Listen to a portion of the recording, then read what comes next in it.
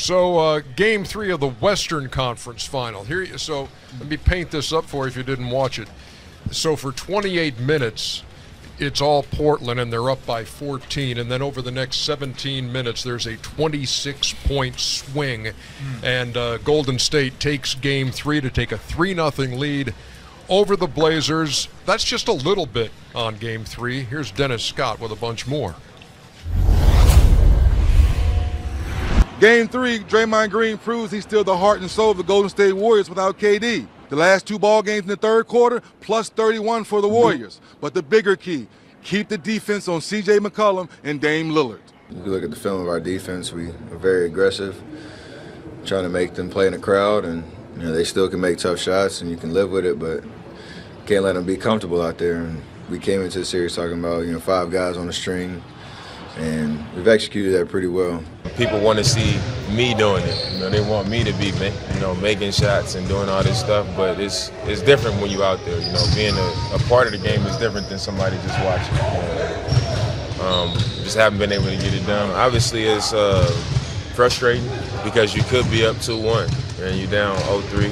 What enables Draymond to facilitate so well? I mean, we know about the speed, but what has he picked up maybe a notch in this series? I think the biggest thing when Kevin is out, Draymond's going to have the ball in his hands more, so that's probably what you're seeing. What I'm pleased with is he's pushing the ball like crazy without turning it over, and that's the key, because if he can generate that kind of pace, but we can still get into our offense if nothing's there, we're still going to get good stuff. I'm not capable of doing what Kevin does on the basketball floor, and no one else on this team is, or DeMarcus. And so collectively we got to do that. So I just try to take it upon myself to do my part and also try to create a pace that I know we can be successful at.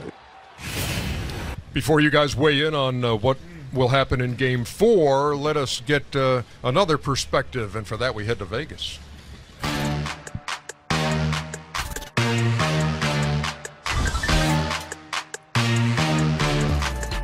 Thanks, EJ. It's been a jam-packed sports weekend with the NBA and NHL playoffs going on, as well as the Preakness and PGA Championship, and the energy and excitement in the sportsbook has continued on today. Welcome to the BR stage at the sportsbook at Caesars Palace. I'm Brian Tong. Joining me, the BR betting insider, Miss Kelly Stewart. And Kelly, look, the Warriors have now won 9 straight playoff games against the Trailblazers, and the odds makers are pretty much saying it's going to make it 10 in a row. Hey, that's exactly what the odds makers are saying.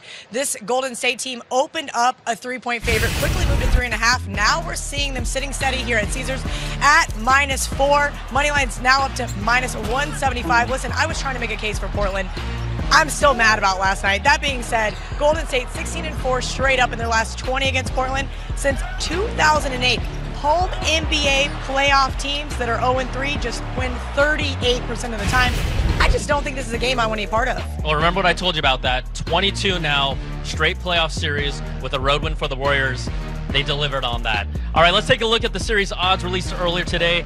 No team has ever come back from an 0-3 deficit to win a series in the playoffs. So for our friends like Charles, who picked the Blazers to win the series and go to the finals, are you touching that long shot? Trailblazers in 7 at +3,000. Listen, I love the long shots, but there is no shot there. I am not touching that line whatsoever. Listen, I mentioned this the other night. I thought maybe the Trailblazers had lost some of their oomph and couldn't get past it. Last night, they blew a double-digit lead. They're getting swept. I saw the tweets. You weren't happy, but not even a dollar. Not even a dollar. Not even $1. All right. EJ, we'll send it back to you and the guys, but what do you think? Do you like the odds for the Blazers to extend this series? I defer to Chuck on that. Do you like the odds? Hey, this Chuck. Give me Blazers in 7. Double down.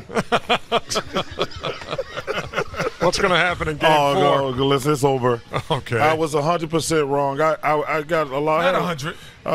Listen. Yeah, you were. You both were. No, it's okay. And I'll explain why not 100. But go ahead. Well, first of all, when we made the prediction, they had Nurkic. No problem. No, they didn't. No, when we made they didn't have Nurkic. That was before he got hurt. That was before he got hurt. No, not for the series. No, not for the series. Before in the regular season. Yes, in the regular season, before he broke his leg. But that's irrelevant. The Warriors have outplayed them. Very disappointed. Going back to Game 2, you can't blow that lead. You win that game, it changed the whole complexion of the series. But then to come at home and compete like that, then blow another big double-digit lead. There's no excuse for that. They're going to get swept. See ya. Well, 1, 2, 3 can't come. And that really messes with your confidence because, of course they can compete with this team when they play the right way. They've showed that. But to lose big leads in 2 games, messes with their confidence. How has Golden State done this from what you see without Kevin Durant to be 4-0 since he went down? Well, again, yes, they're a dynasty with Kevin Durant, but they're still a champion without him. And we've said that, and we could see that Portland can play with them. Obviously, if you go up double-digit leads twice, that means you could play with a team. But there's a difference between knocking someone out and knocking the champ out. The champ has a little bit different swagger, a different understanding, a different experience. If you go from any sport, from boxing to basketball, knocking a champ out is different than knocking someone else out. And Portland Trailblazers, to this point, have not figured out how to knock a champ out. And I want to give Steve Kerr some credit. Oh, without question. Because not just Steve, their entire coaching staff. Because they're bringing guys off the bench.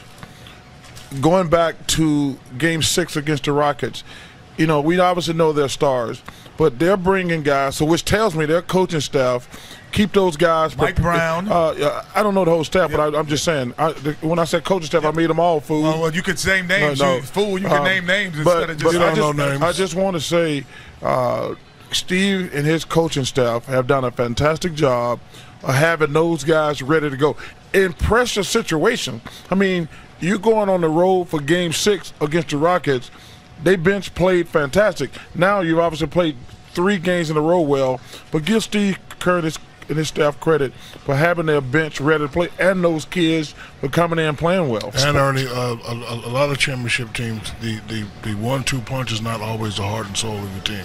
Without question. Draymond is definitely the heart and soul. You guys had Vernon Maxwell. We had D. Fish and Rick Fox, but he's playing great. He said, "Look, I can't do what Kevin do, but I get it. Push it.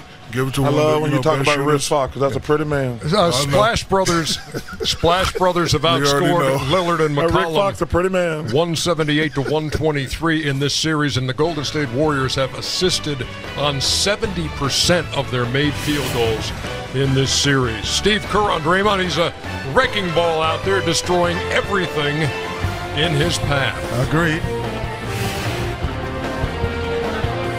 Oh, no. Come on, man. Stop that. Yeah, stop that. Because the song man. is so old, we forgot that was the video. Stop it.